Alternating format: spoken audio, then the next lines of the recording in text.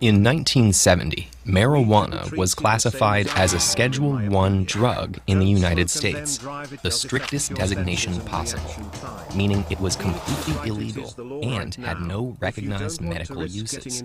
For decades, this view persisted and set back research on the drug's mechanisms and United States, the strictest designation possible, meaning it was completely illegal and had no recognized medical uses. For decades, this view persisted and set back research on the drug's mechanisms and effects. Damn. Today, marijuana's therapeutic benefits are widely acknowledged, and some nations have legalized medical use or are moving in that direction. But a growing recognition for marijuana's medical value doesn't answer the question, is recreational marijuana use bad for your brain? Marijuana acts on the body's cannabinoid system, which has receptors all over the brain and body. Molecules native to the body, called endocannabinoids, also act on these receptors. I'll give, before everybody says, oh, you watched the video, I'm gonna give what I think happens, and then I'll see if I'm wrong or not. I think, if you smoke at high density for a while, I think there's pretty negative effects at high volumes after a while, but I think it reverses, or it probably goes back to complete normal, which means it's not neurotoxic afterwards. In the male, probably, that is an adult, or in the person that is an adult.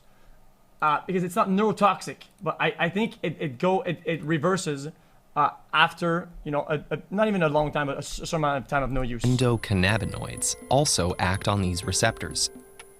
We don't totally understand the cannabinoid system, but it has one feature that provides a big clue to its function.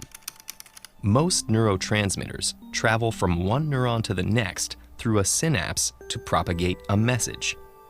But endocannabinoids travel in the opposite direction. Oh. When a message passes from the one neuron to the next, the receiving neuron releases endocannabinoids. Those endocannabinoids travel backward to influence the sending neuron, essentially giving it feedback from the receiving neuron.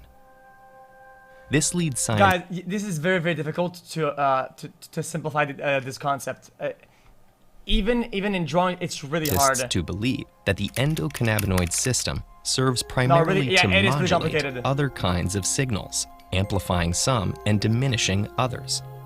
Feedback from endocannabinoids slows down rates of neural signaling. That doesn't necessarily mean it slows down behavior or perception, though.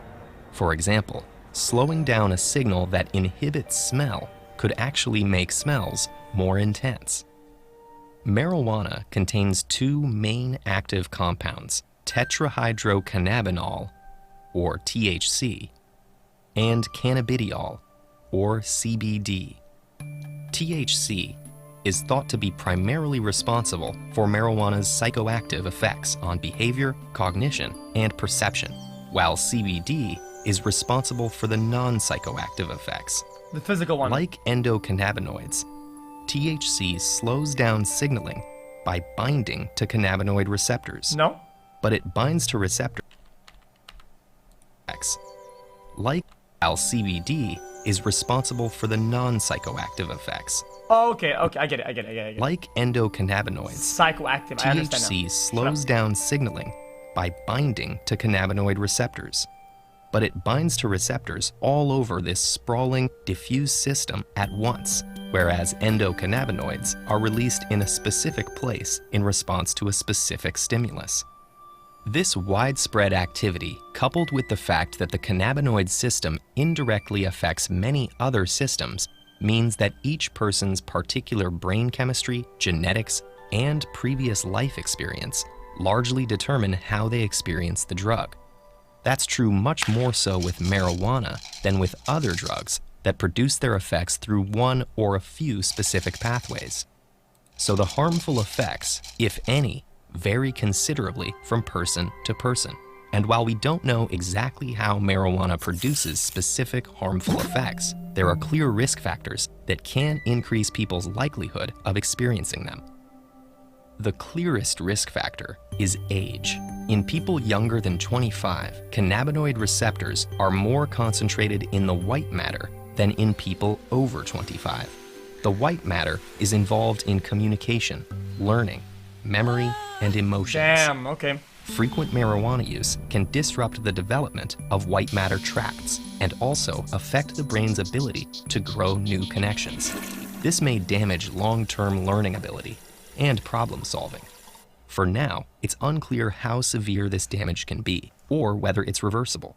And even among young people, the risk is higher the younger someone is, much higher for a 15-year-old than a 22-year-old, for instance. Well, I'm pretty sure this is even like some advanced, crazy fucking concept. I'm pretty sure this is like pretty basic. I don't think it doesn't use. Yeah, nah, it's not true because this is wrong because this. Oceans. Frequent marijuana use can disrupt the development of white matter tracts and also affect the brain's ability to grow new connections. This may damage long-term learning ability and problem solving. For now, it's unclear how severe this damage can be or whether it's reversible. And even among young people, the risk is higher the younger someone is, much higher for a 15-year-old than a 22-year-old, for instance. Marijuana can also cause hallucinations or paranoid delusions. Known as marijuana-induced psychosis, these symptoms usually subside when a person stops using marijuana. But in rare cases, psychosis doesn't subside, instead unmasking a persistent psychotic disorder. A family history of psychotic disorders, like schizophrenia, is the clearest, though not the only, risk factor for this effect.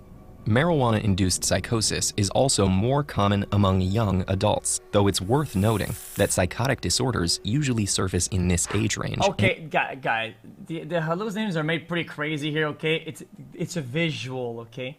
Settle down, anyway, okay? What's unclear in these cases hallucinations will vary, and it's a wide spectrum of experience. What up? I'm so fucking with this chat saying question mark. Fuck you, bitch! Shut up, man! I'm done finishing up. Whether the psychotic disorder would have appeared without marijuana use, whether marijuana use triggers it early, is a catalyst for a tipping point that wouldn't have been crossed otherwise, or whether the reaction to marijuana is merely an indication of an underlying disorder. In all likelihood, marijuana's role varies from person to person. At any age, as with many other drugs, the brain and body become less sensitive to marijuana after repeated uses, meaning it takes more to achieve the same effects. Fortunately, unlike many other drugs, there's no risk of fatal overdose from marijuana, and even heavy use doesn't lead to debilitating or life-threatening withdrawal symptoms if use stops. There are more subtle forms of marijuana withdrawal, though, including sleep disturbances, irritability, and depressed mood, which pass within a few weeks of stopping use. Okay. So, is marijuana bad for your brain? It depends who you are. But while some risk factors are easy to identify, others aren't well understood, which means there's still some possibility of experiencing negative effects, even if you don't have any of the known risk factors.